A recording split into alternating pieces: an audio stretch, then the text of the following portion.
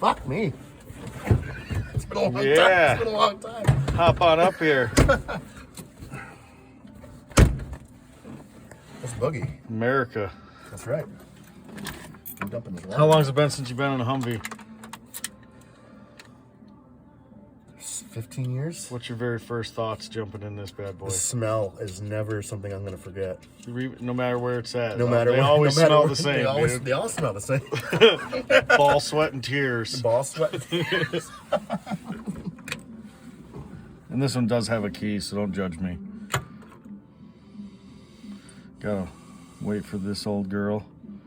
Let's see what happens.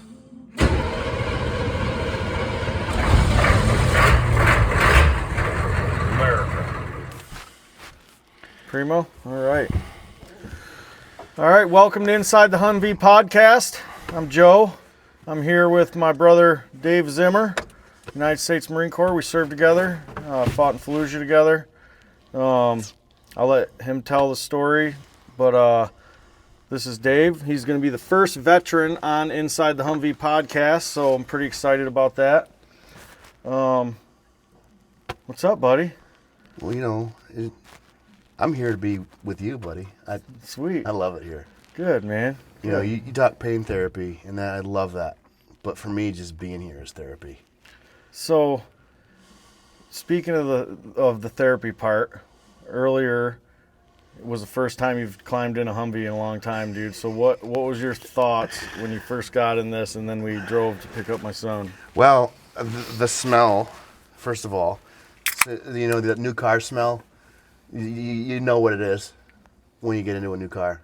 Yep, it's a little bit different than the new car. I could smell this. I could smell this Humvee with the doors closed on the outside. The old shitbox smell. That's right. That's right. I mean, the old rusted painted. They paint over the rust. You know, that's what I'm smelling. Paint over the rust. Luckily, there's not a whole lot of rust on this bad boy, though. It's because it's been painted over. So I want to introduce you to everybody here. So, I already introduced you a little bit, but tell me about yourself. What do you do now? And then we'll get into some of the military stuff. Now I install ceramic, marble, granite, stuff like that, tile. I love my job. Because you're an artist. I consider what I do somewhat of an art form. Okay. You know, it's therapy for me, watching like a skeleton of a building. You know, putting some board on the wall, plastering the thin set on the wall, and watching a piece of art come together, and just seeing it just become permanently. And you screw up some tile, you're tearing up a whole floor. Right, you know? That's right. I mean, or a shower for that matter, which is even worse, in my opinion. So it's like. How long have you been doing that? 10 years. 10 years now. So we've been back for a while. What did you do when you first got home? Not much. The year we came home in 2007, and my dad got really sick, and he passed away that same year, in the fall, in October. It was actually the October of 2007. So it's been a minute. I was 19. I had just turned 19. After you got home? We got home in April. And I turned 19 in September. So it's wild, huh? It's insane. I have an 18-year-old son. I can't even imagine. Right? Yeah. Yeah, my son's 20 right now, and 2 years older than you were when you were over there fighting, man. It's wild, huh? It's insane. I can't even imagine no. So now you got a family, you got kids and stuff? Kids and a wife, and How many kids you got? 5 of them. Yep, just pumping them out, buddy. Well, that's what they say. So we served in 2006, 2007, Operation Iraqi Freedom. Mm-hmm. What made you decide to join the Marine Corps? This goes way back to the early 90s. My big brother, John, he enlisted in a reserve unit, Bravo Company, 1st Battalion, 24th Marines. Really? So Yeah. he was in the same unit and everything? Wow. Yeah, he was a corporal when Sergeant, no he clue, was a dude. corporal when Sergeant Major Green was a lance corporal. Holy shit! They knew Wow. each other, and I knew that was the case. And I asked it was Sergeant Green at the time. I asked Sergeant Green if he remembered him. He's like, "Oh yeah, I remember him. Well, that was my big brother." So I mean, that was a cool story. Sergeant Green at the time ended up being our platoon sergeant, and it was quite an I experience. love that guy. Me too. He's the greatest human ever. He is one of the by far a great man. It's weird too because I still want to call him Staff Sergeant Green, but it's Sergeant Major. He earned them. That's the thing. He earned them stripes. He earned them stripes. Like it's still Sergeant Green to me. That's how I met him. I remember in Camp Wilson in California. We were in Camp Wilson. We were doing our medical class. Do you remember when we did the nasal pharyngeal tube? Yes. There's a video out there somewhere. If anybody has that. I have that video actually, dude. Yeah, of him man. Smoking the Newport through the nasal tube. Yes, I remember that. It was legendary. It was legendary. The blue NPA. Is that what they call the NPA? Nasal pharyngeal. Yeah, nasal pharyngeal airway, NPA. Yep. Blue NPA. I remember, was that Doc Slater that put that in there? Or was it Doc? I don't remember who did it. I just remember laughing my ass off the whole time. It was hilarious. It was he voluntarily let talk somebody about lead by example, you know. I mean, you can lead by example all you want, but ain't nobody stuffing that. So if anyone out here does not know what the nasal pharyngeal tube is, if you have an injury that is so severe that they can't clear the airway properly, or they can't do like mouth-to-mouth type situation, they have this little rubber tube that you lube it up and you stuff it in their nostril. It goes down into the airway, and they can breathe hopefully through that tube, which is which was actually used in combat situations. So we were doing our training before we left, and that was one of the things we were doing. That was a pretty fun experience there. Yeah, that was way better than getting Camp shots Wilson, and stuff. 110 degrees in the Quonset huts, and we were sitting outside in the sand. Dude, it was so hot there. I remember just in those huts, man. Those Quonset huts were like little ovens. I remember Stetta and Overstreet. They'd walk around in the Quonset huts in nothing but their boxers. It's 105 and they're sweating. They give you these poncho liners and they give you all the cold weather stuff. Yes, kinda. Yeah. Like you got this giant sleeping bag that's got 3 layers on it, and you're like, I'm going to use that. Nope, not there. At least not till the sun goes down. That's right. And that was the difference too, because once the sun went down, I mean, geez, crow, dude. It's like a whole different. Yeah, it was wild, man. I had a lot of fun though doing some of those trainings and stuff like that. Yeah, I remember sitting in the back of a 710 talking music with Frazier and Spencer and guys, because they're from down there where that music originates from. Oh yeah, yep. We all remember when we first linked up with the Tennessee guys and we were kind of going at it all the time. Yeah. Remember, that was just. Yeah, we were arguing because they trained this way, we trained that way, and then we became one. Yep, definitely. I remember. This is one thing I'll never forget. I was sent off to learn some basic Arabic.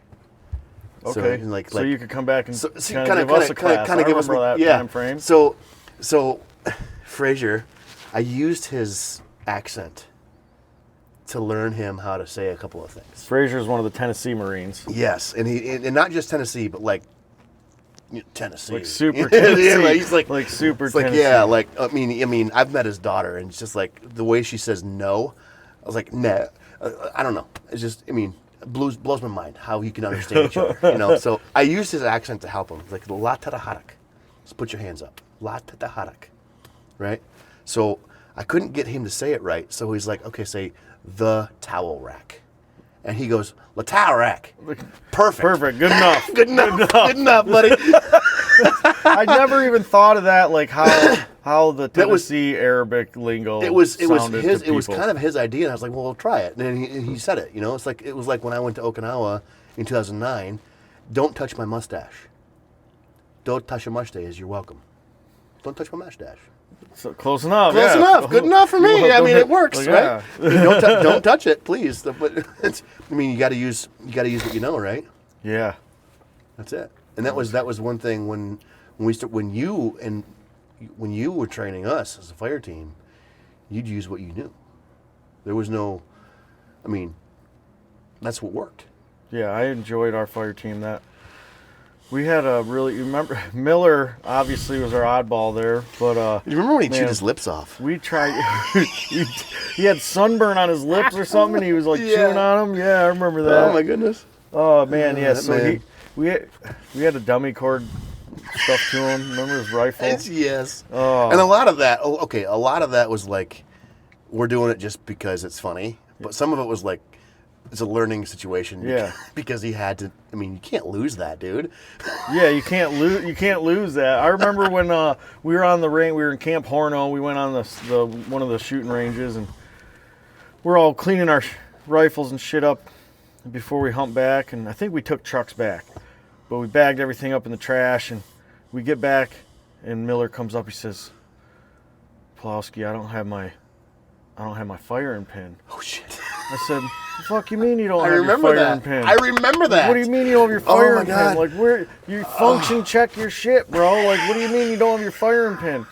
So we're like looking through all of his stuff, and we start going through, and then I remember we digging had- through the garbage. We had to, yeah, we had to dump the dump garbage through out. everything. We had to go through the trash cans, and I'm thinking, shit, we're gonna have to hike another 15 miles back to this place just to find this firing pin. I don't know Yeah. how far it was.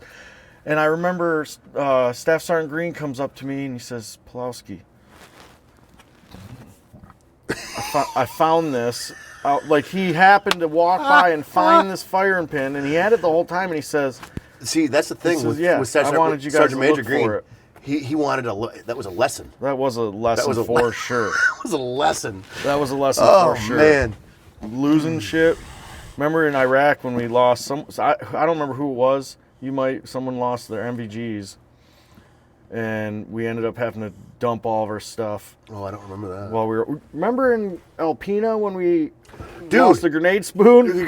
Well, see, now I don't know if it was pre or post your injury, but somebody lost their PEC 15 in Alpena. I think it was Alpena. Do you remember that at all? I don't remember that. Because it must have been after. It must have been after you got wounded. Because I remember getting put on the line. It's raining, and we're walking through the brush, like literal brush, looking for a PEC 15. The PEC 15. For anybody who doesn't know, PEC 15 is an infrared laser system that mounts to your rifle, so you can use your NVGs and have a laser. Your night vision goggles. Yeah, your night vision goggles, and you have a laser, either a spotlight, so you can light up a room, or a laser beam, so you can just aim from the hip. It's all bore-sighted to your rifle. Like the Predator. Yes, that's exactly right. So we're looking for this thing, and I don't know, like 2 hours in, somebody finally finds it, holds it up, and everybody's like ready to give him a kiss because we're like, dude, we're out of here. Yep, that's like, was it the first? I don't know if it was when the Tennessee guys first came up or not, but I remember it was Super Bowl weekend. Yes. It was snowy as shit. Yep. Someone lost Which a was grenade hilarious spoon. that we were training in the snow. Oh, yeah. So we're all online in the 2 feet of snow in Alpena, Michigan, doing our winter training. Looking for a grenade spoon is like the handle, like the piece that pops off the grenade. And that's serialized. So we were using fake grenades, but they had like a real explosive that would pop out the body. It wouldn't blow the actual body of the grenade up. Well, we had to account for that being used, so we had to turn in all the grenade spoons at the end of training. We'd go around and collect them all out of the rooms. Well, we were one short, and that can't happen when it comes to something with a detonation cap on it. Yeah. And so we're walking online shoulder to shoulder through the whole base of Alpena. It was Alpena, right? Not Yeah, Grayling. it was Alpena. And we couldn't find this thing anywhere. We were like kicking through snow. Remember that? It was cold as shit. Everyone's pissed because it's Super Bowl weekend. I think that was the weekend. No, that wasn't the weekend. I guess because I remember Alpena, like my boots froze. I'm trying to put my boots on, but that wasn't that weekend. It was cold there. It was cold. It was cold. It was cold. And they consider us a non-Arctic unit, so we don't get the special stuff. Like years later, I ran into Matthijs, Corporal Matthijs, before he passed away. God rest his soul. And I love that man. we're talking about this incident one day. We were looking for this grenade spoon, and he goes, "I had that the whole time." Fuck off. Did he really? Yes. Anyone out there who served with us, Pete Mattice had that grenade spoon the entire time. So he said, I don't give a shit about football. Everyone's whining about going and watching the Super Bowl. So I had that grenade spoon the whole time. Yeah, you did. And then he ended up, I don't know, he ended up giving it to someone or dropping it somewhere, said he found it or whatever. But that's we ended up funny, going though. home, Like, why can I picture him saying that to you? yeah, it was, dude. I was like, my reaction was your reaction. You got to be shitting. The whole time, I was mad at him for a second, but then it was kind of funny because, you know. You got to laugh about Yeah. it. I mean, because, we I wasn't were in misery. mad at him, but I was like, yeah, I was in misery then. And Well, the thing I didn't about care about football either, but still, I was cold as shit. The thing about misery when it comes to training and being in the Marine Corps is that you're miserable. Yes, you as an individual are miserable, but if you stand up and you look around, you're not miserable alone. You're not. And Yeah. you know, it's funny because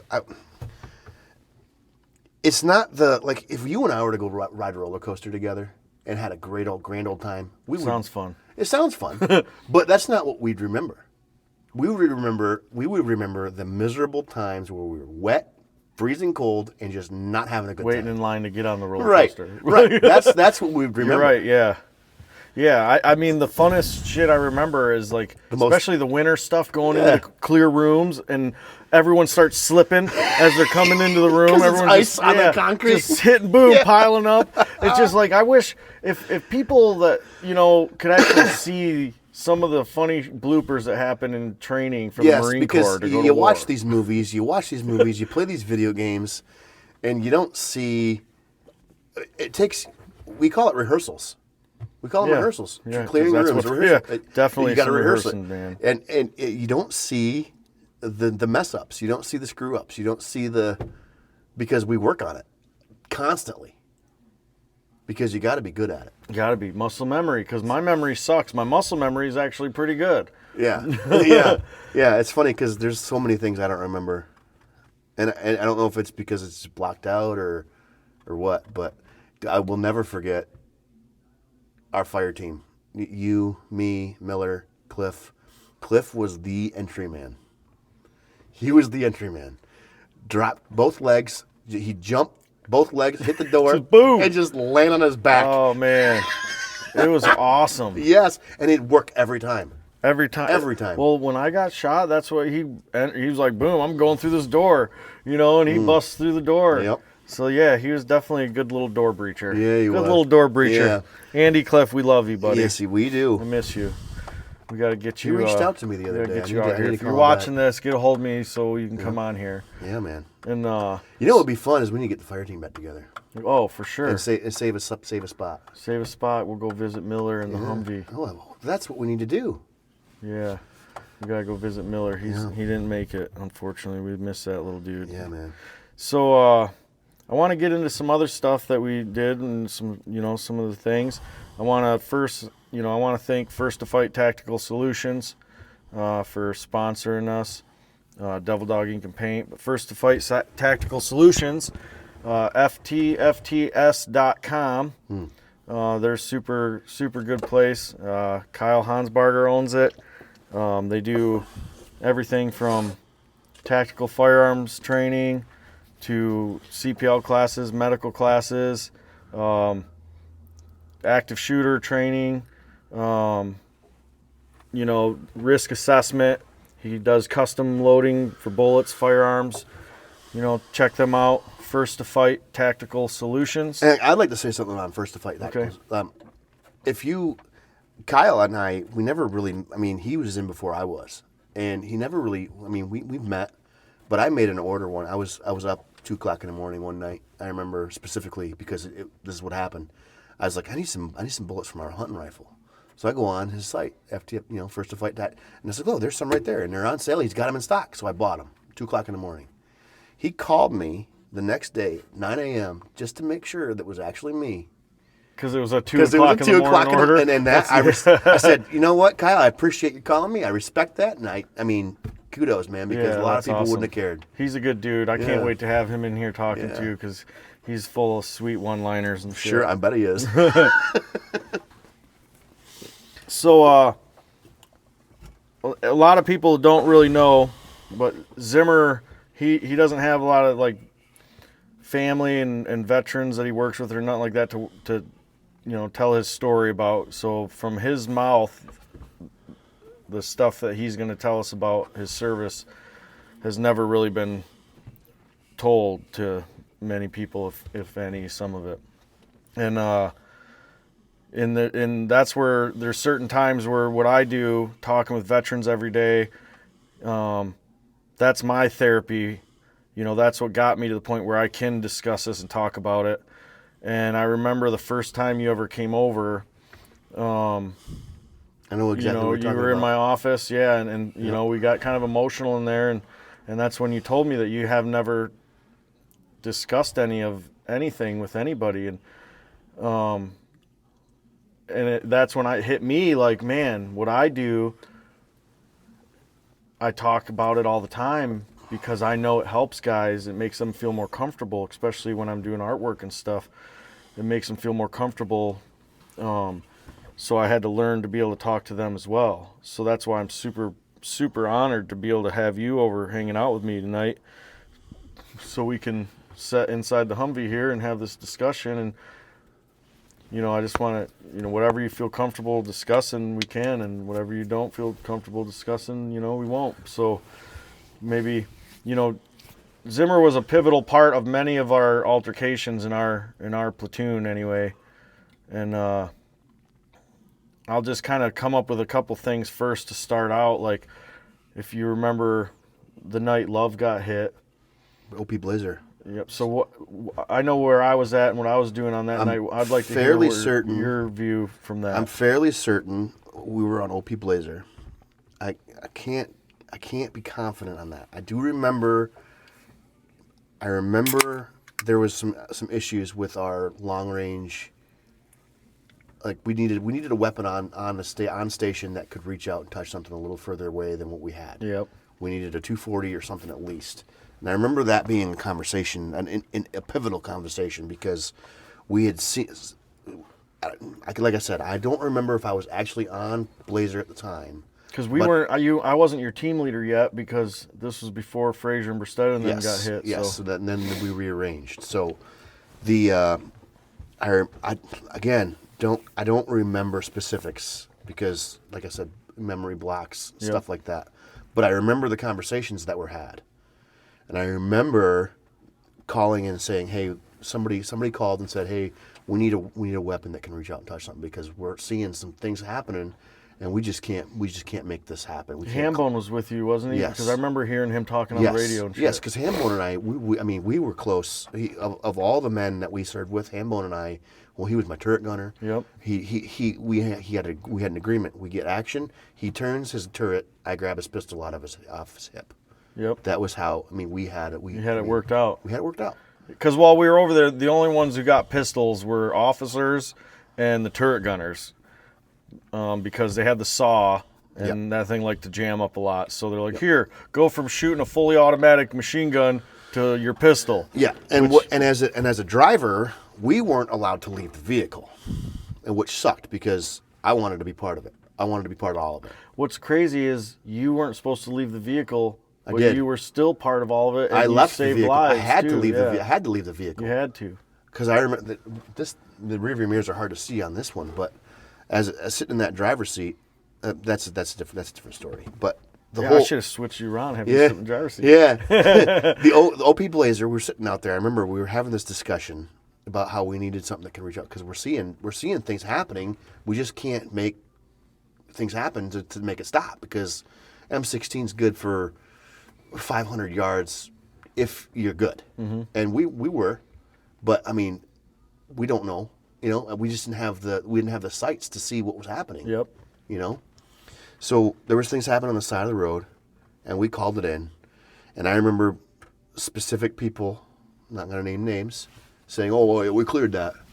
Well, clearly you didn't, because the next evening, was it the next evening or was that same evening? We had a mounted patrol come up the road and blast.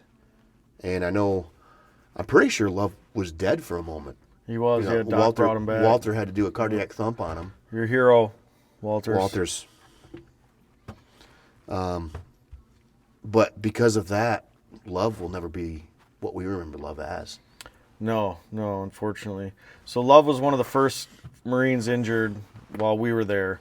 That was with us, and they got hit by an EFP, was it, or something? Anyway, it blew the whole side of the Humvee in, and the door hit. My understanding was like the glass on those. The glass on those up armored Humvees is like 4 inches, inches thick.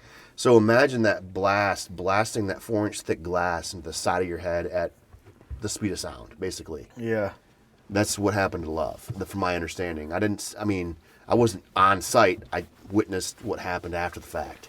Yep. There's a lot of that was once I can't wait to talk to the guys that were there, and I'm gonna hopefully have Love in here. I'd love to see Walters in here too. That would be awesome. I'm sure he's got some stuff. I would love to hear it. And so that was like one of our moments of eye-opening moments. And then not too long after that is when we were doing our vehicle checkpoints. And we were driving around doing VCPs, seeing suspicious vehicles and stuff. We'd kind of pull up on them and search them. And I remember the day we were doing that, before shit hit the fan real good, I remember we stopped this little taxi, and all their taxis over there were little orange and white cars, hunks of shits, and anyone that has been there will know exactly what we're talking about. But I remember we jumped out, and this old guy gets out, and he's got this long white beard, and this car just looks like shit. And we start trying to search this car, and I remember I went to pop the hood, and as soon as I popped the hood, I seen a 2-liter bottle with a hose stuffed in it. I instantly was like, "Oh shit!" And I was like, "ID." Yes, but at the time, but at the time that was, we're ID, and So then the guy's like, "No, mister." And I was like, "No, you check that, dude. Like, you're gonna open that hood," and we're trying to get him to open. And he goes walking over. And then, at first I was actually telling him no, because he's trying to open. I'm like, yeah, because he was trying to do stuff. You don't want them to have free reign of their hands. Yeah, like don't touch the shit. Stop. Yeah. And he's like, no, and I go over there, and it literally was his fuel tank. Yeah. He had a 2-liter bottle of Iraqi Coca-Cola full of gasoline with a hose stuck in it, running to his engine. Straight to the carburetor. Yeah, and so there was no gas tank in this car, which we think was probably busy getting filled with explosives for later on. Yes, at the time. But this guy, or it was just such a piece of shit. His gas tank fell off at one point, and he's like, "I'll just use this Coke bottle." Why not? Yeah, fucking man, for shitting in holes and not having toilet paper, they come up with some shit. The ingenuity they come up with. Yeah, it's wild. I say that because the ingenuity they come up with to fix their stuff is the same ingenuity they come up with to kill us. Yep. And it pisses me off.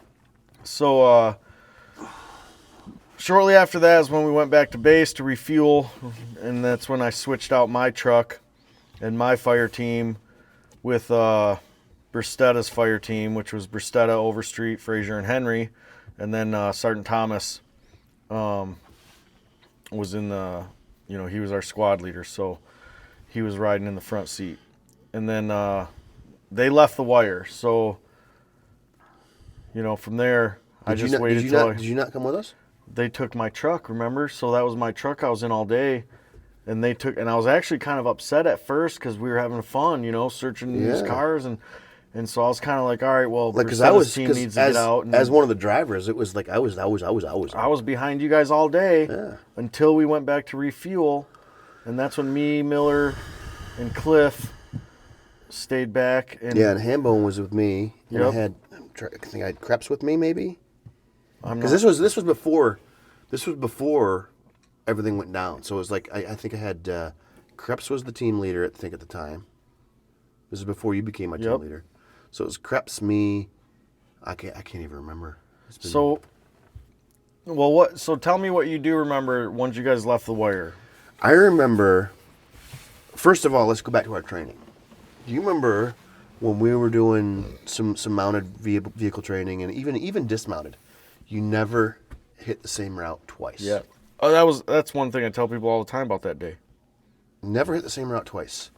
We hit that same route 3 times. Yep. We went over 3 that. times. We went over that spot twice. I went over it 3 Yeah, different times. you went over it 3 times. 3 times. And what bugs me the most. I remember thinking the second time we went down that road, I was like, why are we going down this road again? And so when you guys went down it and got hit, I was like, why the fuck did they go down that road? It was just, I mean, we're in a convoy. I'm following the leader here. You know, Yeah. I can't just take off. You know, 1 Vic, 2 packs. I can't do that. Yeah. Romanetto. I can't do that. You know, it's like, I mean, because especially during the middle of the day. You know, so I mean, I'm following the leader. I remember driving down this little dirt path, back alleyway over by the industrial district, and minding my own business, driving, doing my thing, doing what I'm supposed to do. Hambone's hand on my shoulder. Stop the car. Stop the truck. Stop the truck. And I look in my rearview mirror, and this 14,000-pound up-armored HumV is laying on its side, and I didn't hear a thing. That's crazy. That blows my mind because we've heard many explosions. Yes. And I almost wonder if it's not because the explosive was buried, and it was just so fast, and it just blew the truck over, or what. But I don't remember hearing a thing. I was just driving. Hambone said it flew in the air. I mean, he saw it, I'm sure, because he was up there. And once the dust settled, I mean, I'll never forget Hambone telling me, he's dead, he's dead, he's dead.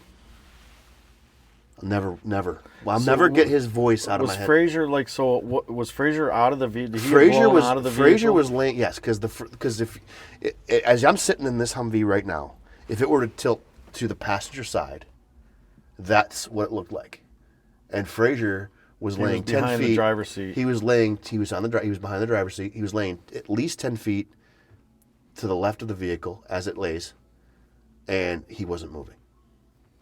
And that's what I remember seeing in that rearview mirror. And I remember also training, drivers do not leave the vehicle. You stay in the vehicle in case you got to move. And I'm watching, and Hambone's saying, he's dead, he's dead, he's dead. I'm freaking out. No idea what to do. I hand Hambone my rifle because we're in a spot where he couldn't turn. We're in a spot where a rifle would be better than a saw. Mm-hmm. And Hambone was good with that rifle. Yeah. So I remember just looking in the rearview mirror. He's dead, he's dead, he's dead. But I kept looking in that rearview mirror. Something told me, keep looking in that rearview mirror. I looked in the rearview mirror. Guess who's trying to set himself up? I'll never forget seeing the face of Frazier trying to sit himself up. And that's when I was like, you know what? The hell with this. I'm getting out of this fucking truck. Yeah. Orlando came with me. Wow, Orlando man. was in the tree. He came with me. I'll never forget the smell, the sound. Henry was screaming. I'm performing first aid on Frazier. I'll never forget. So explain the injuries that he had, not just first aid. You know. Okay, so when I came up to him, it's like, okay, it's hard to explain the smell, but as a hunter, I can tell you. You saw a deer's leg off? That smell of the bone marrow, the raw bone. That's what I smelled. And I get to Frazier, one of his legs is completely blown off at the knee down. Just completely. So I'm digging around in his IFAK, his individual first aid kits, just look for a tourniquet because that's all I can do. Because we knew we used their IFAK. Yeah, we use their IFAK, not yours. So yours is for you. That's it. That's the way it goes. So I get his tourniquet, his cat tourniquet out, and I apply it. His other leg, as I see it, is still intact. So I don't know the damage. You didn't realize how bad that one was. I didn't realize how bad it was. So I did what I could. Orlando, I remember, he was there. He was making sure. This is what I just remember Orlando telling me what he felt when he was doing the head tilt chin lift to get the airway open. Yep. He felt like Frazier's jaw was like mush. Because it was definitely mush. Just completely destroyed. This is what Orlando told me. I didn't feel it. I was down here dealing with limbs. I don't remember much else. I remember the blood all over me. The blood on my gloves. I also remember Staff Sergeant Green after the medevac came through, got him there. I remember they were trying to communicate with us. We knew what had happened to Bristetta and Overstreet. We knew, We didn't know the extent of the injuries to Sergeant Thomas or Henry or Frazier, but I knew they were traumatic all around. But I remember they did a cordon search, and the Amtraks came through, and they dismounted. They searched everything, because clearly it was a remote detonation. Somebody had to have been there because they were timing it. We went over it 3 times. Yep. And for me, the fact that I drove over it 2 seconds before it blew up messes with me a little bit. Yeah. Because I know what happened to the driver. Yeah. Yeah, I guess. Yeah, I never even thought of it like that, dude. I never thought of it like that. I knew it was weird driving over it myself. Yeah. But I never thought of it actually, like you just said, as being the driver and knowing that Bristetta was gone. I mean, he didn't feel a thing, and that doesn't give closure to anybody. But knowing what happened, it screws with you. Yeah. So you putting the tourniquet on his leg, that definitely helped save his life, along with the corpsman and stuff. Yes, and then Orlando and I were both there. We were there until Slater showed up. Doc Slater showed up. So yeah, you and Orlando, you guys. I mean, if it wasn't for you two, or it wasn't for you seeing him, because I remember a couple people have told me over the years that they've checked him. Yes, and he was dead. They couldn't find a pulse, which is why Hambones kept saying he's dead. Because people were checking him. Because in a triage situation like that, a mass casualty, I don't know, in a situation like that, you check your buddies. Unfortunately, if they're, someone else, if he's dead and someone else needs you, you got to go to them. You can't stick around with this person in that situation, because at any time we could get attacked again. Right. You got to, it's, red tag, blue tag, green tag, or whatever it is. Red tag, yellow tag, green tag. And that was crazy, because it was after that moment when we had to come back and we had to pack up all their shit. And it became real. And it became super real. And and for us too, like, because at that point in time, we didn't deal with any IEDs like that. Love's IED, but we knew he was alive still. Everyone else was pretty fucked up that was in the Humvee. They had their injuries, but mostly just from the concussion of the blast, I'm sure. They didn't, no one died, and we knew he was in a coma and he was probably going to make it. Yeah. So, but then when this happened, it was like, holy shit, there's 5 dudes from our squad that are gone. And the squad's got 14 guys in it. Yeah. 2 of them are dead. 3 of them are so severely wounded that, that was life. Thomas is still in the Marine Corps, I think, as far as I know. Get a hold of me if you hear this, Thomas. I'd love to talk to you, brother. Because, and I'll tell you, I don't know if anybody's told Thomas this, but you know how he always had that Red Bull can hanging in front of the air conditioner? Mm-hmm. We left that there for him, in honor of him. I remember he was just always smoking cigarettes all the time, and then he quit smoking, started running. He'd shave every piece of hair off his body except for his eyebrows. Every piece, because it's cooler. It's cooler that way. It's cooler, I guess, and not cooler, but like it cools your core. Yeah, it's all about aerodynamics. That's right. It's a precision instrument for speed and aromatics or something, whatever they call it. Yep. So I remember when that happened. They had to switch up the whole squads and stuff. They had to switch everything up because, the whole team was gone and the squad leader. So I remember that's when they switched us up, and you guys come to our squad, and then Eskelson became the squad leader. And I remember at the time I was kind of pissed because I was first squad leader, and I was like, I don't even like Eskelson that much. He's kind of a dick, at the time. Yeah, and he was. We never got along that good. But I tell you what, when he became the squad leader, he mellowed out a little bit. I thought he was great, dude, because we worked together awesome. He went from like, I'm the badass and I will alpha people, to now I'm in charge of people's lives. I got to take his shit seriously. Yeah. And I respected that of him right away, because we had a great squad after that. We did. And I didn't know how it was going to turn out, but it turned out really good. Yeah. And for the short time that we Well, had was it. October 24th, 23rd, 25th. After 23rd. Well, the 23rd is when we Yeah, lost yeah. it, but there was a day or two before everything was reorganized. Yep. So from that day, whatever the 24th, 25th, until the 28th of December. So you're a month and a half, almost 2 months. Yeah. Yep. And so in that time of us being together, and I was all of a sudden put in charge as a team with Zimmer on my team now, it didn't take long for me to realize that Zimmer was definitely going to be my point man because, you know, you were so good at spotting shit that sucked. Not just that, but I remember specifically because, like, you know, I was all about that sat map. I was looking at that satellite map all the time. Yeah, you were really good at navigation. I could get us anywhere, man. I remember that. Yeah, I still suck at navigation. I was like I was perfect for the team leader position of me just to go, You do Zimmer, this. dude, Where are we at? Yeah. No, you actually asked me that once or twice. I remember that. yeah, where are we at? Yeah. No, I just loved my job because I felt great knowing that I was so confident in you to do that job. yeah. You know? Well, I loved it because Yeah. like everybody's always like, well, you keep it simple, stupid, and slow is smooth, smooth is fast. Well, watch this. Remember you guys gotta find this house. It's a white house with yellow doors. Remember that? 'Cause Yeah. we were in that one house that we took over or something, and the lady was telling us her uncle was mean to her, some bullshit. Oh yeah. We're trying to explain to where this house is at to a person looking at a satellite view map. They've never seen one of those in their life.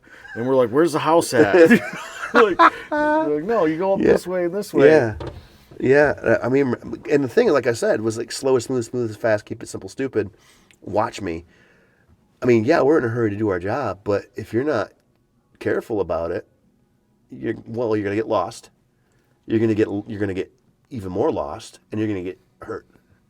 So, you know, you stop every time you get a chance. You keep your breath. Yep. You keep your head on straight, and you go where you know you got to go.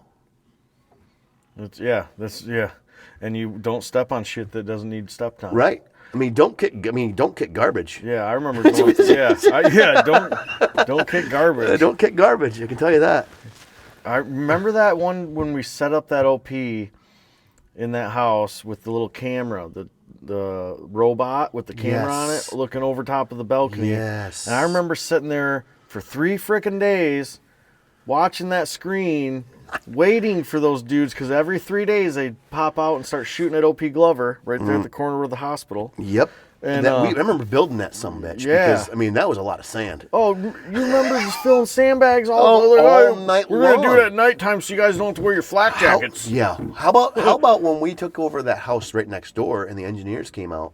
All pissed off. Want us to because stop the mortars. Yeah, it's like that's what I was getting at. Like they're looking up at us on the rooftop, like, "What are you gonna do? What do you want us to do?" I remember exactly saying that. What do you want us to do? Because Spencer carried that freaking Mark 19 upstairs. He carried that Mark 19 up. He's racking rounds and he's blowing freaking rounds into the industrial side. Like, what do you want me to do? Yeah. I mean, that's all I can do.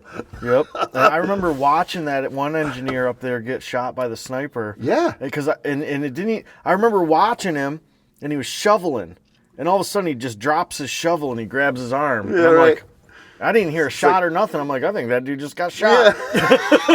It's like, how many engineers you got? I mean, nowadays it's probably more, but how many engineers you know got a Purple Heart? Yeah, right. I don't know. I mean, it was, good for you. But those guys were. I mean, I remember sitting out there thinking for sure it was only a matter of time. You know. Yeah, because they weren't going anywhere. They were wide open space. I mean, it was only a matter of time. So we were in Fallujah, Iraq.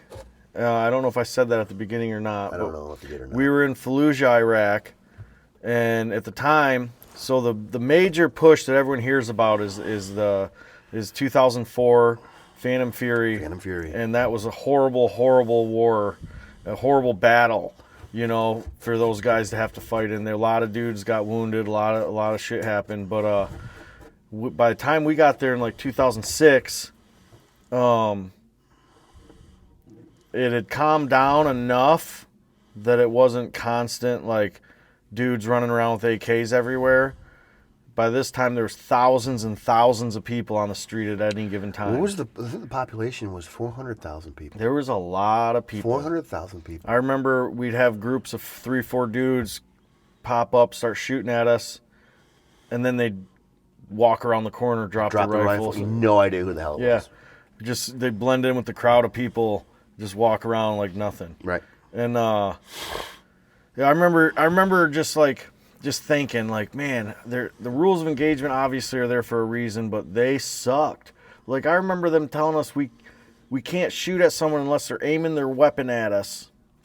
It's like, first of all, they shouldn't have a weapon. What if it's an RPG? You're not going to see them aiming at you. You're just all of a sudden going to go, boom. Yeah, and it's not that It ain't like a movie. Yeah, it ain't like a movie. You don't RPG. See, it's not slow. It's not. I mean, it's like.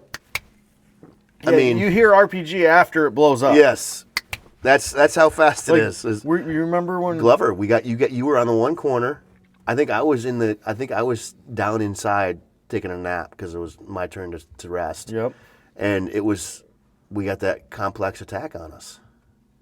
I remember twice when we were at Glover it happened to us. Yeah, I remember because that was right after that you started lobbing HEDP over the Yeah, top well, of I remember I was sitting on the post and I just took my 203 grenade out of my 203 tube and I put a flare in because I was like, I'm going to shoot a flare at this car, I think. Yeah. It's been sitting there for a minute. Just for S's and G's? You know, yeah, I was like, been sitting there. I was like, I don't know. And then I remember hearing a couple pops and I thought it was the Iraqi army driving by all shooting up in the air. All the time? Yeah, because they'd shoot up in the air to try to move the cars out of the way. And I remember...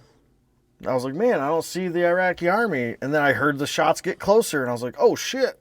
I see a dude with a rifle and a ski mask, you know? It's like, that's obvious. Yeah. And so as soon as I seen that, I go to try shooting back at the guy, but we had the bulletproof glass in the post. Yeah. And I'm a fucking lefty. So, of course, I'm trying to, like, squeeze up to where I had the window slit open, and it wasn't in the right spot, so I had to, like, move the window. So that way I could get out in the right spot. And I could have shot right-handed, but, you know, I was in the zone. Yeah, you were in the zone. And I remember I started pegging a few rounds at the guy just to get him to stop firing. But by this time, I had already heard the RPG hit over on Cliff's post. Yep. And I was like, I didn't know Which did no damage at all. Yeah, we didn't have radios to communicate with you. We had a wind phone. You'd like wind it. The other guy would hear it ringing and he'd pick it up and he's like, hey, what's up? You know, they're connected by a wire. And there's like, what was it, D batteries that powered it? Yeah, it was like World War II shit. And, or Vietnam, I don't know, but it was connected by fucking wires and you had to wind it. Answer this That's thing. exactly what it sounded like, too. And then I remember hearing the machine gun ripping on his side. Yeah. Well, I remember I unhooked my took the flare out, popped the HEDP back in. I launched that thing. I remember watching it go through the air, and it landed like 20 yards in front of that bastard. I was like, fuck. It was enough to scare him, Enough to scare him because the dust cloud went off. Right. And then all of a sudden the dust cleared and they were gone. Yeah. And I was just thinking, son of a bitch. I almost got one with the grenade launcher. That would have been awesome. HEDP, high explosive dual purpose. Yep. And I remember... I remember Cliff found an RPG over there. Remember we were searching it? And Cliff found that RPG in the trash. Yes, and that's how it worked. Some guy walking around a corner, lob a fucking whatever, and then drop it. Let's jump in this car and take off. I do remember them getting a report into the COC that said that one of those neighbor guys saw them carrying a dude into a car that looked like he had been wounded in his arm or something. So I like to think I hit that son of a bitch. I hope he died. Yeah, I didn't find any blood over there at the time, so I was kind of like, you know. Well, it's not like you're tracking a deer either. You don't have all the time in the world. Yeah. So, but there was a bunch of bullets. They were firing some bullets. We were firing some bullets. I remember just tearing it up. Did you? Just, I do remember. And I think at least once a week I had to replenish an entire combat load. At least once a week. It was definitely It was funny when we first got there how, like, the first week of being there, everyone's flashlights were on at night. You know, we were all looking out the back of the 7-tons and shit. And then after, like, week 2, as soon as you got in the back of the 7-ton, you're like, I'm going to sleep. Why is that facts? It is facts. It's like, I can't see shit anyway. Right. If I get blown up, I might as well be sleeping. Right. Go out peaceful. You know, the only time I get a chance to sleep right now first is in of the back all, of this if you see something, you're not going to tell the driver because you're in the back of the fucking truck anyway. Oh, yeah, that was crazy, man. Oh, God. I'm gonna do another thing. Hey, will you jump out real quick and just shut that off for me? The radio? Yeah. Just Yeah. shut that. It's going to take more than just I don't want to get fucking shut off for copyright infringement or something, you know. Whoa. So while he's doing that, I just want to thank another guy real quick. I want to thank Barry Wallace from Harrison Wallace Repair. He's the guy that checked out the Humvee for me. Did some work on it. It was overheating on me a little bit, so he did some work for it. It's been running like a dream ever since. There's still some issues to gotta work out with it, don't get me wrong. But for the most part, it's not overheating now, so that's good. We're talking about different things about when we went to Iraq. I'm with my buddy David Zimmer. If anyone's just coming on right now, just starting to listen to it, and you're just starting to watch it, we served in Iraq 2006, 2007, Fallujah, Iraq. Zimmer was a pivotal part of a lot of the altercations that we got into over there. He saved lives for sure. We haven't got yet to the incident where I had been wounded, so we're going to do that after we get done with this little break here. I had to, take a little piss break, I suppose. But I got a lot more questions we're going to ask. Some of the guys that might see this, I'd like you to get a hold of me. If you're interested on being inside the HumV podcast to share your story with me in the world, just get a hold of me. You can hit me up on Devil Dog Ink and Paint, devildoginkandpaint.com. Send me an email or something. Send me a message on Facebook, anyone who knows me. If not, find me on Facebook, Devil Dog Ink and Paint. Hit me up on there. So now, I'd like to just kind of go over any more stories that you want to share. First of all, I just went face to face with a deer in your front yard. Oh, really? Did you see a deer out there? 2 of them. So scared the living crap out of me. The best part about being on the Inside the HumV podcast is it's parked in my barn, and it's kind of cold outside, but luckily it's a little warmer in here. And usually it's actually warmer in here than it usually is in a Humvee, unless it's in the desert. Well, I mean, it was pretty warm. I remember Krebs hooked me up with one of those. Speaking of that, story. It's like I remember it was one that was because it was early in the deployment because it got cold. I remember we have a story there. Oh yeah, yeah. The fucking I remember that the chili explosion. Yes, So it was super hot. Like Humvee driver can't leave the Humvee. Yeah. So Krebs was my team leader at the time, or was he a squad leader? That doesn't really. But he comes over. I'm red in the face, flak jacket on, sappy plates, the whole gear, everything, all the paraphernalia, the throat protector, all the stuff, glasses. I'm just red, just beet red, in the Humvee because there's no air conditioning. No, it's 100 degrees outside, and it's hot. He opens the door. He opens the door just like that, and he stands here using his body as a shield so that I can get some fresh air as the driver. What a man. I love that guy, man. What a man. He was dude. awesome. Oh, man, he was something else. He's super cool. He's a good dude for sure. I love that guy. I remember being in the Humvee one time when you were driving, and I had to piss so bad, but I didn't even have any more piss bottles that were empty, You can't just jump out. Yeah, and so I did, though. I remember opening the door, and I was like, I just got to pee. And you were telling me, you're like, dude, you better hurry. And I was like, I just got to piss real quick. Here's a story. Yeah, I remember that. I do remember that. Here's a story that Cliff will be able to tell you. Do you remember the underpass? I remember going under that sketchy ass spot. Yep. We always kind of accelerated to get through there, right? Yep. But as you're accelerating to go under it, it had a turn in it. Yeah. I drifted that sucker. In a Humvee? Yes. Damn, ask Cliff, Cliff, ripping it up, dude. Ask Cliff about it, because he was like, because I had it sideways and pop. Ask him about man, it. He'll I don't remember. remember He may remember that. He was in the turret at the time. That was. The turret was a cool spot. It was a scary spot. But it was like the spot to be though, because like if you're in the truck, you have to grab your paraphernalia, open the door, get out before you get shot. Up there, you could stretch out. Yeah. You could stretch. You weren't sitting in my knees. I just need to straighten my legs. I mean, I just need to straighten my legs. Cliff would put his legs wherever. He didn't care where he put them. Yeah. He didn't care where he put them. They put him on the dashboard. Hey, no, that's the radio. That's the radio. Fraser just leaves his legs laying on the couch now.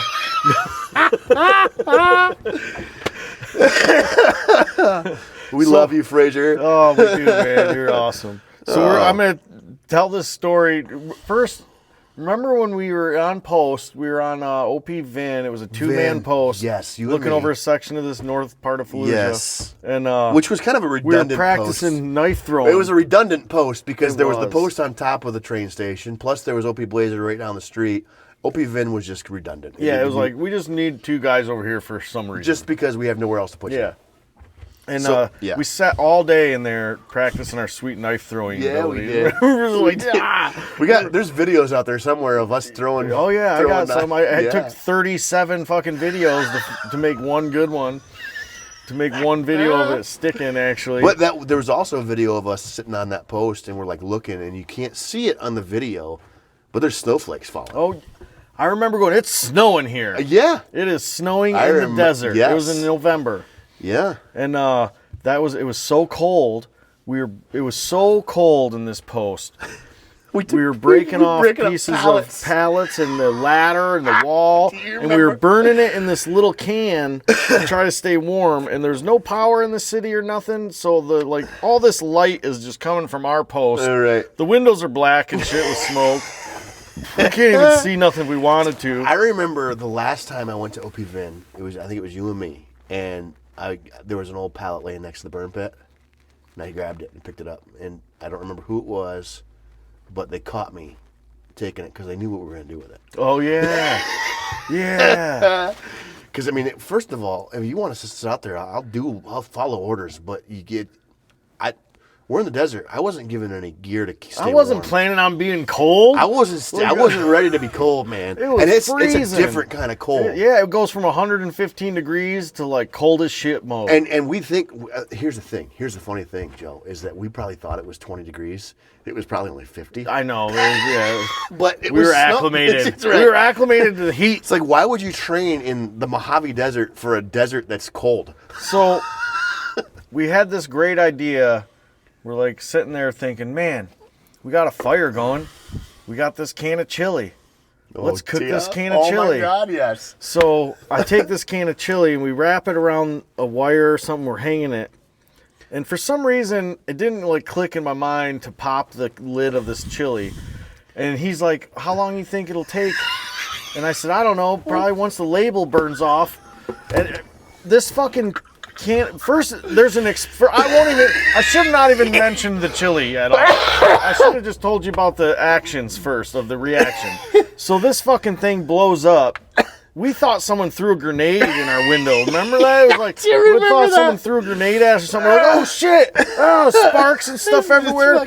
And I'm like, it burns, but it tastes like chili. It's delicious.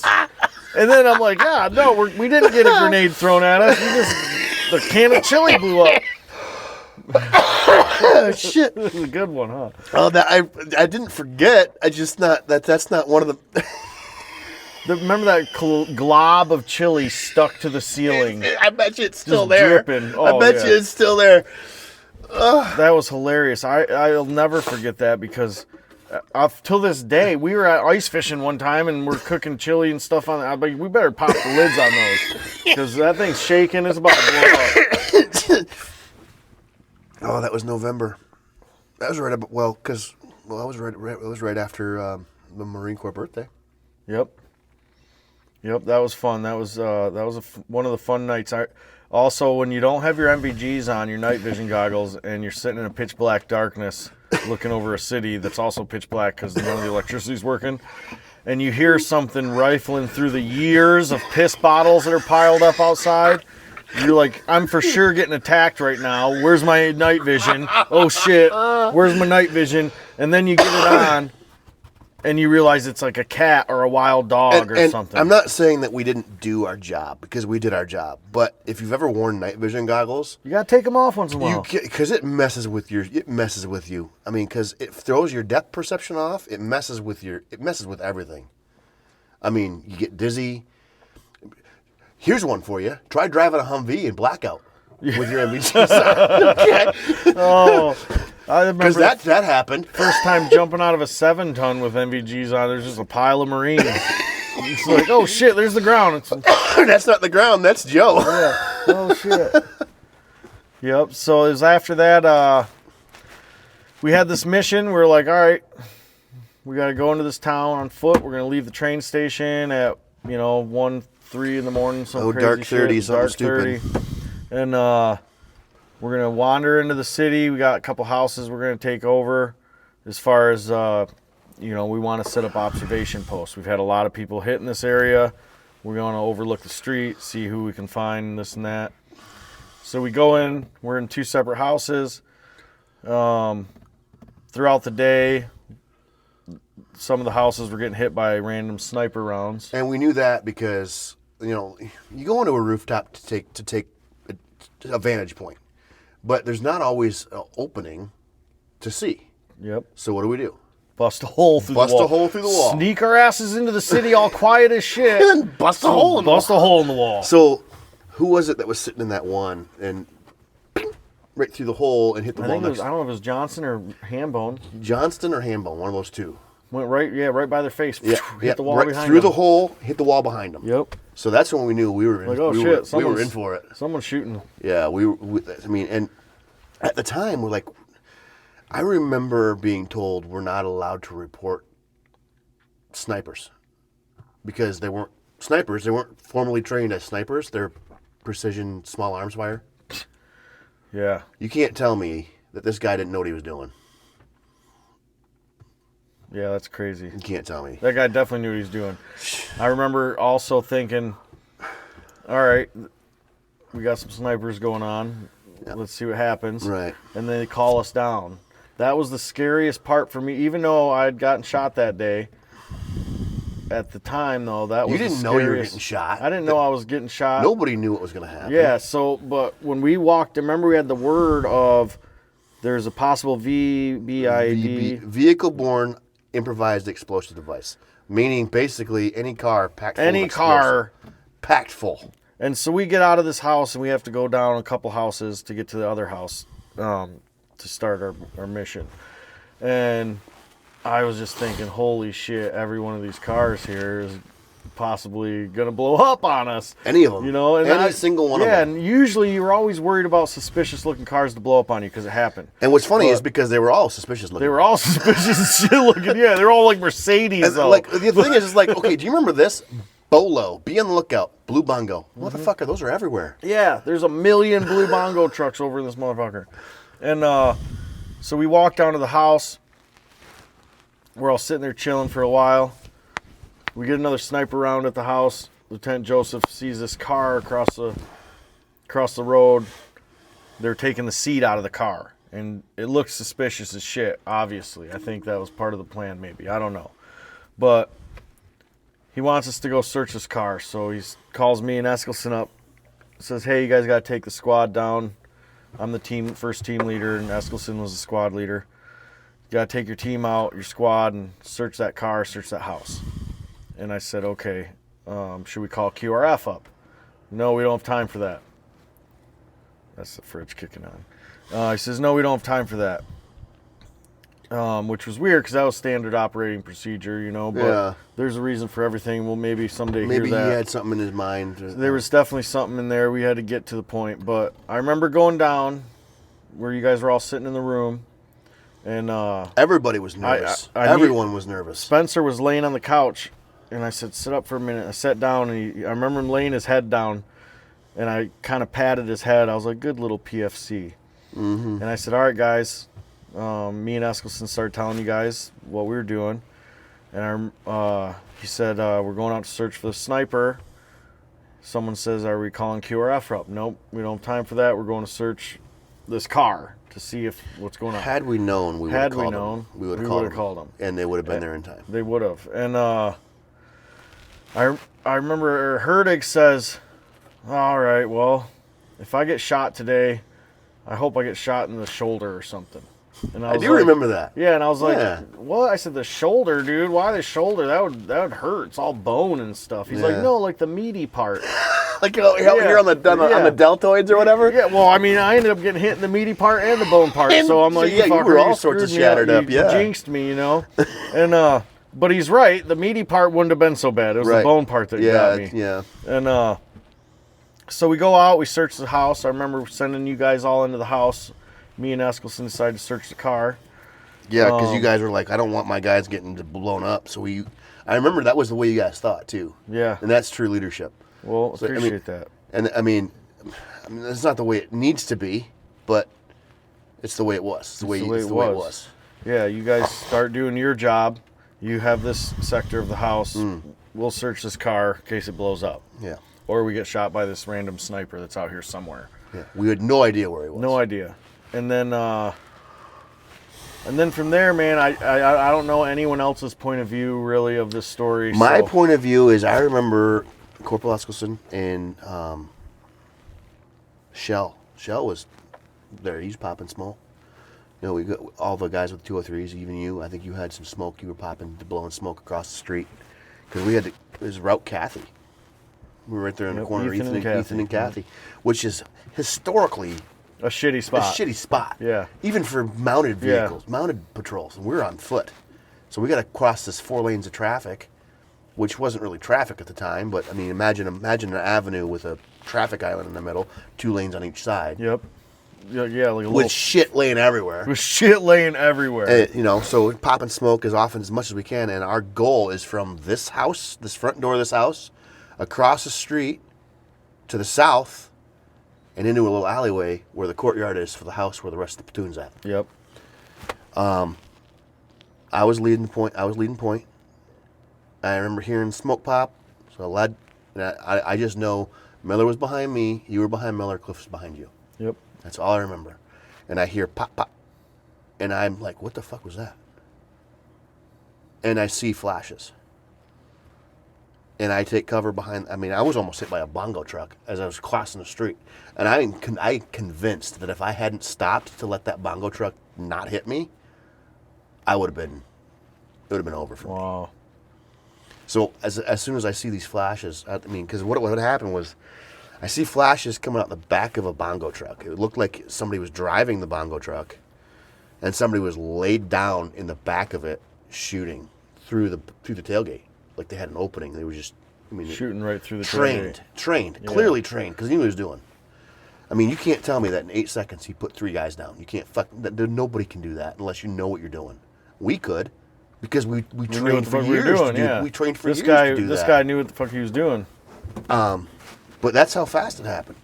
I took cover behind this pile of rubble, and I pop up and I, do what I got to do. I have no idea what's going on behind me. I'm the first man over, first man across the street. I don't know what's happening behind me. I don't know who's shot, if anyone's shot. You just know you saw flashes. I just know I saw flashes. I hear I got to do my job. Contact front. So I'm screaming contact front, tap rack bang, because I jammed twice. Because those stupid new steel magazines they made us use. Well, the plastic ones, right? No, because those the big heavy ones. Oh yeah, the different ones. Yes. Yep. So tap rack bang 2 different times, engaging the enemy. Pink mist, and then driver took off. And that was when I stood up, cleared the area, checked things, and I turned around and there's Miller laying face down. I had no idea where anybody else was, not a clue. Because as far as I knew, it was just me and Miller that made it across the street. So that's what's crazy about. So this story was what's crazy. I just found out pretty much today that when I got hit, I was dragging Miller across the street. I had Miller's flak jacket handle, and that's how I got hit the way I did, because the guy was aiming for the top of my head, I think, when I was dragging him. Well, to be clear, the guy knew what he was doing because he hit Miller twice, center mass, just above the savvy plate. See, I thought it went through his savvy plate, actually. No, we checked. Yeah, so he double tapped him pretty quick then. So tell me, this guy, Yeah. So you got, but so I remember part of this, like he just said he didn't know anyone was behind him, which is, the crazy part is, he would have known if someone was behind him, because if I could have used my arm, because I was trying to shoot, and I lifted my rifle up, and I started shooting in my brain, but nothing happened. So like he said, I was like, shit, tap, rack, bang, I'm jammed. So I went to tap, rack, bang my rifle, and my arm was hanging there, and I was like, shit, I can't use that, you know? But and, did you know you were shot when you? Cause you Well, just knew your arm was. I didn't know I was shot until I knew my arm was hanging, Okay. and then I knew I was shot because I was like, shit. What did you feel? Did you feel? I felt like someone hit me. The first round that hit me, I was like, oh, what was that? You know? Yeah. It didn't hurt real bad. Yeah. And that that's was the when meaty part, right? Yeah, that was the meaty part. Like, Thanks, hurt it, right. Thanks, hurt it. The meaty part, you're right. It wasn't so bad. And then I grabbed Miller's flak jacket again, and this time when I lifted up to start dragging him that second time is when I got hit the second time. Which is mind-blowing because Miller was only 5 feet from me. Yeah, because I was trying to get him to the door. Yeah, which the door was right next to me. Yep. And I couldn't get in. And I remember after the dust, it wasn't even, the dust hadn't even settled, but after everything had happened and I got Miller up to the door, I was banging on that door. You know, Marines let us in, U.S. Marines let us in, and Orlando opened that gate. It's crazy how we all worked the same like that, because I told the story before that when I went into shock after I'd gotten hit and all that, and I seen that you were shooting. I watched you shoot the guy. I didn't see when you actually hit the guy, but I was watching you shoot, and I said, okay, Zimmer has this corner covered. I'm going to grab Cliff, and we're going to cover this corner because I'm shot the fuck, and I'm not going that way. Yeah. Imagine if you'd been a righty. Right? Yeah, I'd have Dude, been that would've toast, been- dude, probably. You Well, know, no, I something. mean, would you have been toast or would you have been able to engage? I would have been on the other side of him trying to grab him with my right hand. So it would have been an opposite Yeah. thing. Yeah, okay. And so by that time, though, you were busy shooting, so that's when you turned around and realized that I wasn't even there. Yeah, And Miller was there. So that's in my what's crazy. in my mind, like this is because you were on another show recently, and I heard your story, and that's when I was like, there's no way. I mean, there's no way because dude, all this happened. We're across the street. I had no idea what was happening. I turn around and it's just me and Miller. And Miller's laying there.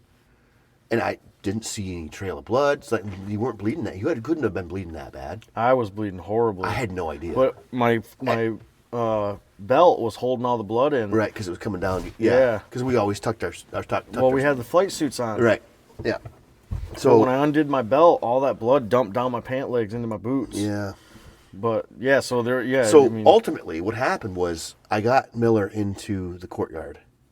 Orlando let us in. Doc came down. We assumed sucking chest wound. We couldn't find an exit wound.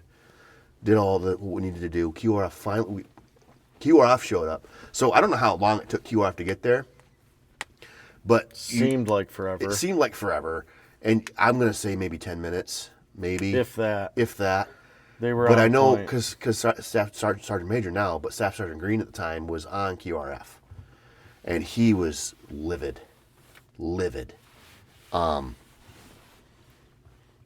remember helping get Miller across because we had to recross because Eskelson and Spencer were shot mid Kathy, so they were dragged to the opposite side. Yep.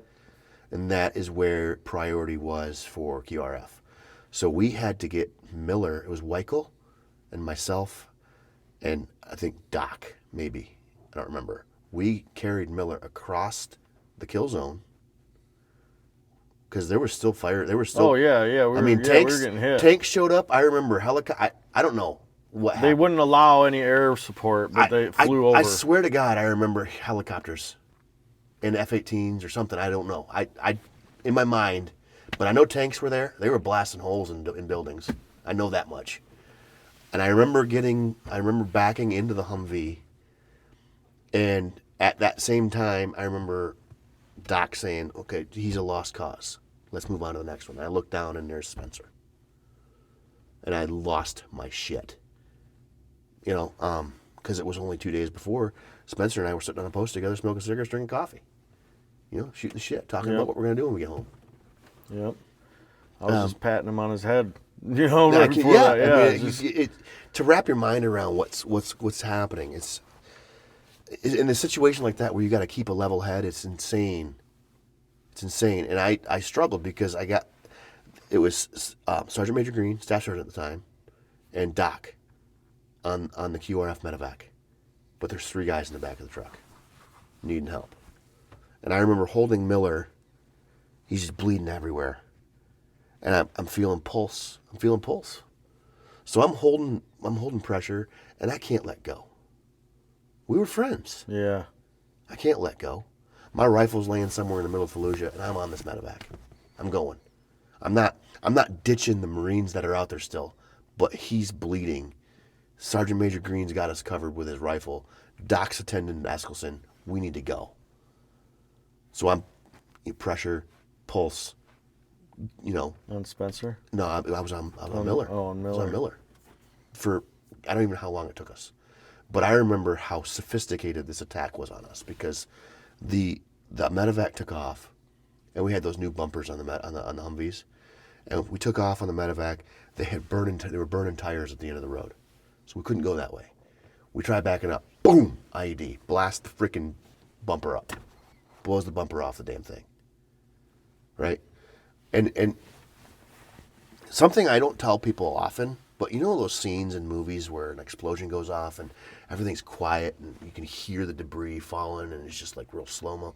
That's what that was like when that explosion went off. It actually is like. It felt Yeah. like everything you could hear sound, you could hear things that you don't think you mean. It's just You're in super sensory overload yes, at the time. sensory overload. That's a good way to say it. So I'm Sergeant Major Green is losing his shit, just fucking bop, bop, bop, over the top of the high back Humvee. He doesn't. We were all fucking losing our minds. We get to Fallujah Surgical. I still don't know you're hurt. I still don't know. I'm at Fallujah Surgical unloading. So when you came in and I gave you the camera to take that video of me, I had no idea. When you showed up in the Humvee, I had no idea you were hurt. No idea. wow, No clue. I just found that out too this whole time. You were my point man, bro. I know. And I had now I feel bad that I didn't at least tap on you and say, "Hey, I'm going to grab Cliff. We're going to be over here." But if you had, what do you think would have happened? I don't even know. Yeah, you know? I mean, you were can't- busy killing a what- dude that what shot if- me. what- So What you could like that was a thing we during what training. ifs, yeah, don't you can what what if, if the you- crap out of any situation, you know. you can too. Yeah. So, I remember. I don't remember if I actually punched this lieutenant, or pushed him, or what. But the high back Humvee opens up at Fallujah Surgical, and then there's this freaking butter bar standing there, 3 guys bleeding to death, and he's just standing there. I'm like, dude, you gonna do something? And I'm fucking losing my mind. I'm losing my mind. And I'm freaking out, yelling. And what a lot of people don't know is that 3 days prior was Christmas. Yeah. 3 days prior. 3 days prior was Christmas. And do you remember who spent the night with us? The Colonel. The Colonel. Yep. He Stayed was- with us on OP Glover in OP Fallujah, Glover. Iraq. The Colonel Yep, came Colonel and stayed the night with Nicholson. us. Colonel Nicholson. Colonel Nicholson. And it was on a challenge by Corporal Eskelson, too. Do you remember? I don't remember. I didn't know that was a challenge. It's like, yeah, because Corporal Eskelson and Colonel Nicholson, they had a conversation or something. It was like, I bet you wouldn't come out and stay with us, would you? He came out Christmas Eve. Yeah, I remember Brought us that. all cigars. Brought us cigars. Almost killed me. Yeah, he did. They were Almost good. killed me. They I were remember good cigars, that was man. the first time I ever had a big old fancy cigar Yeah. like that, and I inhaled that thing. I'm on post in the middle of the night, hacking everyone in Fallujah. He could spent hear the me night. hacking my His guns out. PSD, his personal security detachment, dropped him off, and we had him for the night. That was Christmas Eve. awesome. That was great. That was very So respectful. the reason I brought him up was because when I got off the high back Humvee and I delivered Miller and Eskelson and Spencer to where they needed to be, I went back outside, and there he was, full bird colonel, talking to a 2-star general. And I said, "Sir, forgive me for interrupting, but I needed to tell you, you spent the night with us on OP Glover 2 nights ago. Corporal Eskelson was just shot." And he stopped his conversation with that 2-star and immediately ran inside to check on what was happening. I remember he was standing there when I got out of the Humvee, and you guys were helping me get out of the Humvee, and I remember saying, "Not such a Merry Christmas now, is it, sir?" I remember you saying that. I do. I don't even know why that was the first. On our way to Fuller's Surgical, you were already there. I had no this is me not knowing you were hurt. Yeah. I assumed you were still kicking ass, taking names. And I was not. Well, clearly, I was clearly not. you weren't. Clearly I was not. And I remember we're flying to Fallujah Surgical, and I'm in the back, still trying not to die. There was a video you posted on YouTube. I did, so I'll get that video and I will post that on my Inside the HumV podcast YouTube site. Oh, I shot. It hurt real bad. Yeah, it hurts real bad. And so as we're on it, and at the time we didn't have smartphones and shit, I had a Kodak Easy Share that could take like 30-second videos. Yep. And we're on our way flying down the most dangerous road in the fucking world at the time. Well, Fran, I think it was. No, that was Ethan. Ethan and Fran was pretty bad. Yeah, yes. Well, we went over the railroad tracks, and I was like, "Oh fuck!" Yeah, that and hurt. someone goes, "Did that hurt?" And I said, "No, I forgot my cover." And they were like, "What?" Because we're going to Fallujah Surgical. we're going to Fallujah Surgical, and every time we went to Camp Fallujah, we'd go to the chow hall. And it was the most amazing fucking chow hall you could ever imagine. Yeah. And we didn't go there very often. We were living off some basic combat ration type shit, MREs or little tiny round pizzas. The cooks would try to do their best to hook us up with the best food we could. But we were on mission, so we could only eat what was available when we weren't on missions. But anyway, we'd get there, and we'd always get bitched at for not having our covers on. Because if you're outside as a Marine, you got to have something covering your head. And you can't wear your Kevlars into the chow hall. You got to have a cover, not to go in the...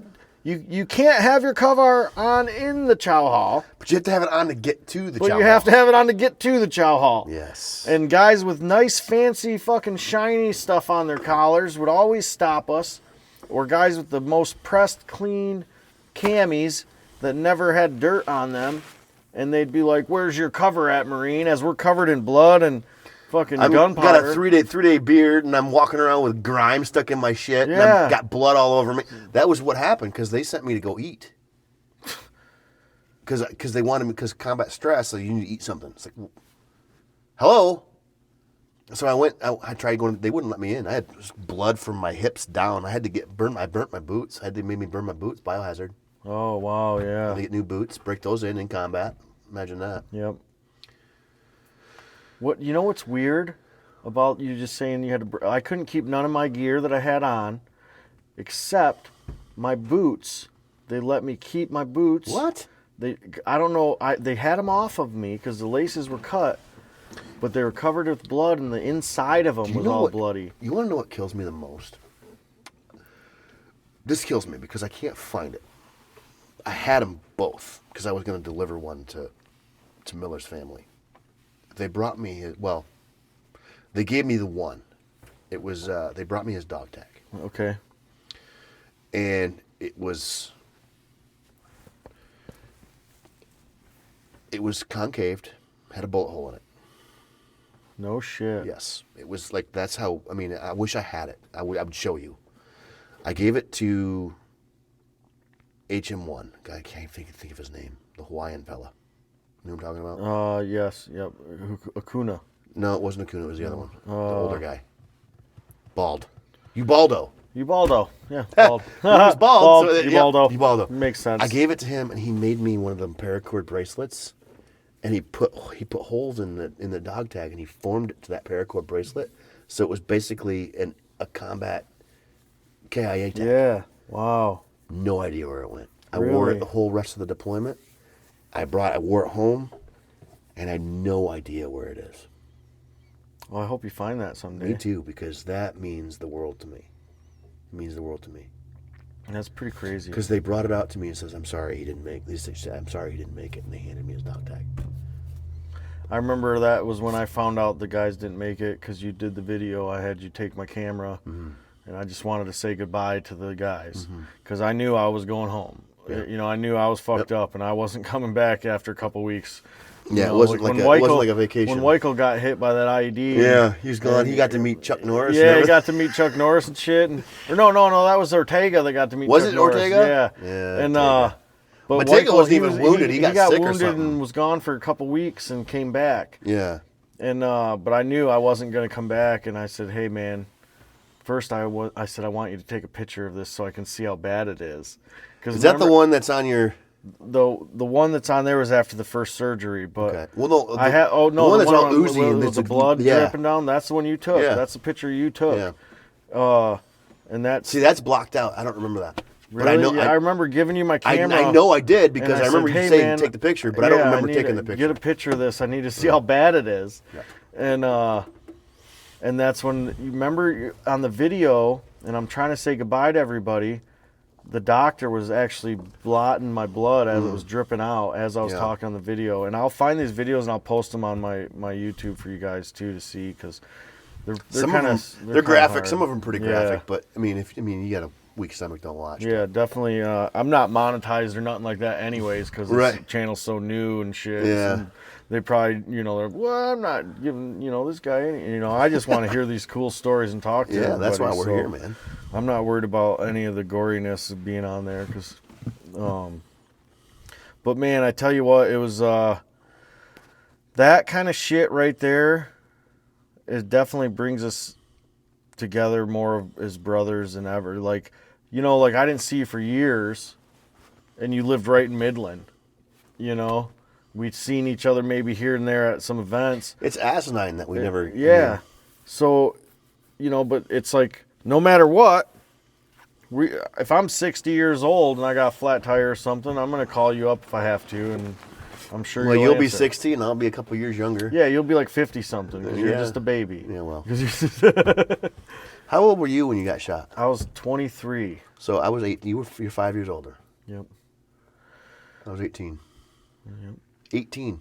Man, it's just... I have a son that age. I can't even imagine my son being in that situation.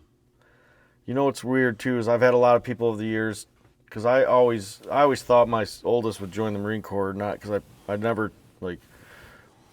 pushed him towards that direction, but I raised him super locked on mode, like push-ups and and just a little warrior. He's always been a little bit of he's just so he's made you look like a Jello pudding. He makes me look like an unhealthy piece of shit. That's right. He looks like an action hero. Yeah. And so it was just weird, because I remember before, he's in the Air Force now, but before he joined the military, I remember people saying, "Why would you want your kid to join the military after what you went through and you getting wounded and shit?"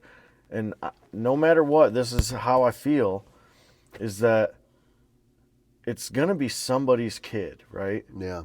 So I don't want my kid to ever go through that, but I'm not going to tell him not to serve his country because I'm worried about him going through what I went through. It's a little hypocritical, but at the same time, you worry for him because it's as a parent. Yeah, I mean they're gonna do it. They're gonna do the stuff, but it's like I never wanted him to have to experience what we went through. Right. Because it was hard. We were, like you said, you were 18 years old, dude. And you were shooting a guy in the face. And I never in a million years would have ever thought, because when we got there, I remember it was like 15 minutes left on we were ripping the old unit out. We were ripping that unit out, and they had 15 minutes on their last post, and they were leaving. And they got hit by that ID. That IED killed that guy at ECP2. Yep. Complacency kills. Complacency kills. And I remember it being spray painted on everything. Yep. It was true. Spray painted on everything. And yet it does. Vigilance just keeps you alive. Keeps you alive. And because we were so vigilant and hyper vigilant for so long, I am still. Still, yeah. I mean, it's hard not to be. Like, as much as we try to be comfortable and stuff, there are issues, and that's why. There's things that I do that even my wife sees. Like, we'll go to a restaurant and she'll purposely sit with her back to the door so that I can sit and see the door. Ronnie, Julian, and I, we went to dinner with our wives together, August, maybe? You guys are like both fighting for the corner spot? No, because it's him.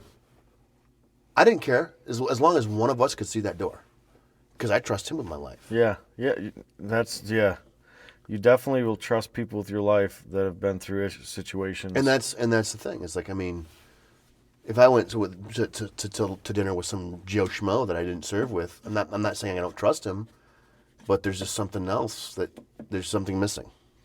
It's true. It is true. For a lot of the veterans out here that might be listening to this or watching it, we're in this we're inside the Humvee right now, so it's our safe spot. So we can talk about this. A lot of guys don't feel comfortable talking about it. I probably won't ever again. Well, I hope that you get to the point where you're more comfortable dealing with it and talking about it. If my kids watch this will be he's 18. This will be the first time. So if you guys listen to what he just said, it's been it's been 18 years since we were in war. And you said this will be the first time your kids hear this if they watch this or listen to this. Again, like I said, you were on that show a little while ago this week, I think. With the Todd Levitt Law Show. Todd Levitt Law Show. Great show. Yep. My kids, I was listening to it on the way home from Bridgeport. Bridgeport? Yeah, they had a tumbling class. And I had it playing on my phone, and my son sitting next to me, my 17-year-old, listening. And you said my point man was shooting that same story, and I said that's he's talking about me right there. And that was the most information he's ever had. Wow. That was it. I hope they do see this then, because I want them to know that as far as I'm concerned, dude, you are my hero. You can't say that because and I I'm don't not think gonna so. say it, but you might not think so. People tell me you're my hero, and everyone will think someone else is different when it comes to a hero. I like to think I'm not a hero. I was trying to save a dude, and I got wounded. You know what I mean? Like, I zigged instead of zagged. I should have fucking, It's like, see, I feel you feel like you're not a hero, but to me, I seen you shooting the guy. All that just shot I did was me. my freaking job, But Joe. your job saved my life possibly again, because he could have shot me a third time. You know what I mean? Yeah. He could have shot. But he could have shot Herdig when he was trying to get Eskelson. What if I had started shooting when I first saw the flashes? You can what if shit all day. Remember? You just said that. I did. Yeah, you can what if shit all day, because I thought that too. So take this for granted, right? Or not for granted, but take this into consideration. You're my point man. It was always me and you up front. Miller and Cliff were always behind us. I remember. And I felt like I should send Miller across with you at this particular time. Well, he had the breach kit. He had the breach kit, but plus, I felt like it was going to be safer if I send you guys across first. So you can watch. So us. I could watch, and then me and Cliff were right behind you, Yeah. which usually I would be where Miller was at, and Miller would be where I was at. I wasn't ready for you to get wounded. You want to know what happened when you got wounded? Here, Zimmer, have a team. I was 18. And then you got put in charge of dudes who were older, maybe. I had Lions on my team. I don't know. I was 18, dude.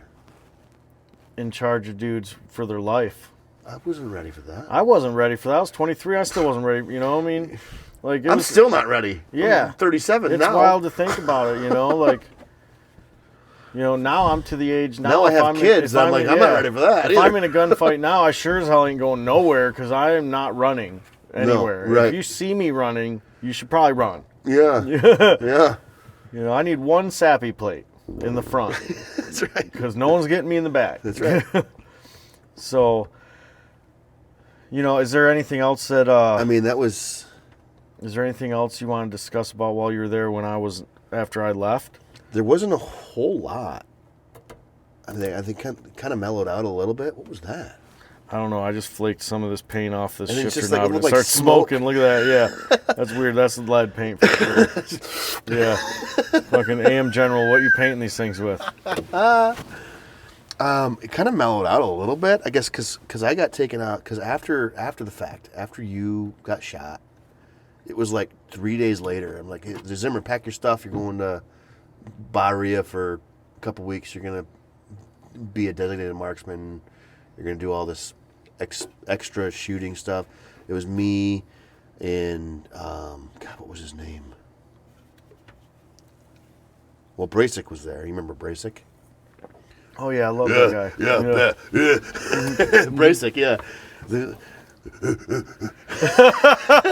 I hope you see this, Brady. He reminded me of like the Tim Allen show. Yeah, Just a little bit. just a little bit. Yeah, so we went to that. I remember Brasic and I both. I think we were picking off 9mm shells at 100 meters. That's how good we got our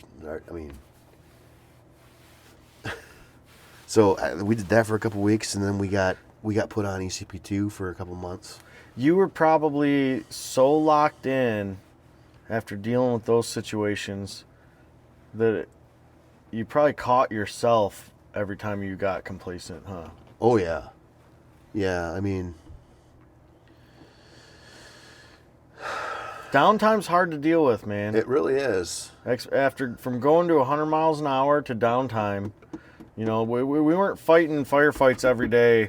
We weren't like dealing with shit every single day. And that's the thing that they don't tell you about. Yeah. I mean, because when we went to Iraq, we had it in our minds like we were like the follow up to Phantom Fury.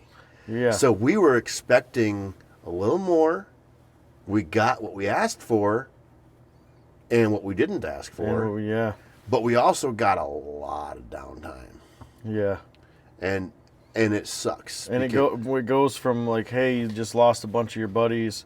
To now you got to sit around and think about it for 2 days. Yeah, sit around and think about it for 2 days. Yeah. Don't cry.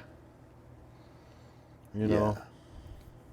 Yeah. And that was, and they did try to keep us busy doing things. I mean, I remember QRF, if you weren't running a mission or doing quick react, you were helping the cooks wash dishes. Yep. Yeah. I remember getting stuck washing those fucking dishes and we didn't even get to eat. Yeah, I know. I'm like, what the fuck? We didn't even eat. I mean, what are we washing anyway? Because we're eating on paper. Yeah.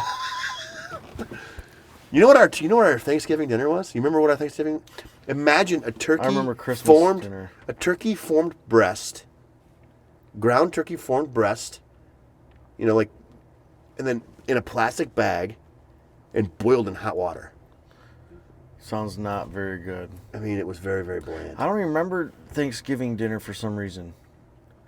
I remember it because I watched them cook it. I remember that we got 2 beers each on the Marine Corps birthday. And who was it that gave theirs away? Miller gave me a beer because he didn't drink, and Yep. Herta gave me a beer. Yes, you had 4. And had 4. after several months of not drinking, 2 I full was fucked up Budweisers, off you 4. were fucking drunk. I was fucked up off 4 warm beers. Yeah, they were warm too. They were Super they warm were. beers. And I was 18, so I was like, "You're not allowed to drink. Yeah. Watch me." Yeah. Yeah, that was awesome though. Yeah. Marine Corps birthday. Marine Corps birthday's coming up. Happy birthday. Yeah. Devil What is Dogs. that? 9 days from now. Yeah. Yeah. Yeah. Yep. Today's the 1st, November 1st. Well, in about a minute, it'll About- be the 2nd. Yeah, it's true.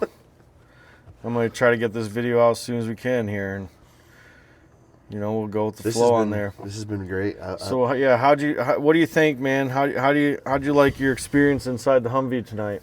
I can tell you, it's not as easy getting into this now as it was 20 years ago. Well, this one's got a little bigger tires on it too, so it does set up a little. It sets up about 2 or 3 inches higher. Yeah, but Yeah. I mean, it's not quite 20 years, but it feels like it might have been. Yeah, 18, it does. Yeah, pretty close. for sure. I just want you to know, man, I appreciate you, dude, and I love you, and I really appreciate everything you did over there for everybody. You did your job the best you could, and you were good at your job, which was pretty awesome. I want everyone out here that's listening to this and to know that these are some of the things that we deal with, man, that we got to remember about this stuff. And some of these things guys don't ever talk about. You might know someone who's a veteran, they might have a story like this that they've never told anybody.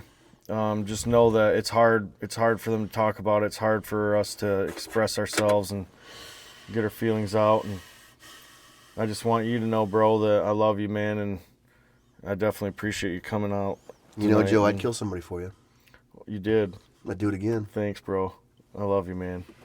Semper Fi. Semper Fi. You guys, anyone listening to this, stay at it. Stay listening. Keep in touch. Find me on YouTube, Inside the Humvee Podcast.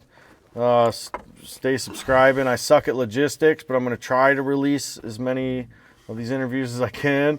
But I'm just honored to be one of the first. you know, you are the first veteran inside the Humvee for the podcast. Hey, what a ride this thing has too, by the way. Yeah, You it's need, not you bad, need to figure huh? out something about the noise though, because Yeah. we couldn't even talk while we were. It's loud as shit. We couldn't even talk while we were driving. There's no driving the Humvee and podcasting. He's like letting off the gas so we can hear each other talk. Yeah, it's 25 mile an hour is like the maximum conversation speed. Although it brings you back a little bit. I mean, The seats are way more comfortable though. yeah, they're like, what You are know, they from? Little leather. Yeah, like if you're listening to this and not watch, I don't know if you can even see this in the video, but these are like aftermarket seats. Yeah, in they're like here. from a armrests and shit. They're like from a Ford F-150 or something. The guy that put them in there sucks for sure because Wow, they're all look at that, loose. man. You need to get that fixed. It's all bent and Make sure Fraser doesn't put his legs under that one. Don't ever buy a Humvee from a guy named Eugene in Niles, Michigan. Because that guy sucks dick. If you're watching this forever, shit. anytime you ever decide to watch this, Eugene, you suck. I hope you come to my house one day so I can disperse your ass.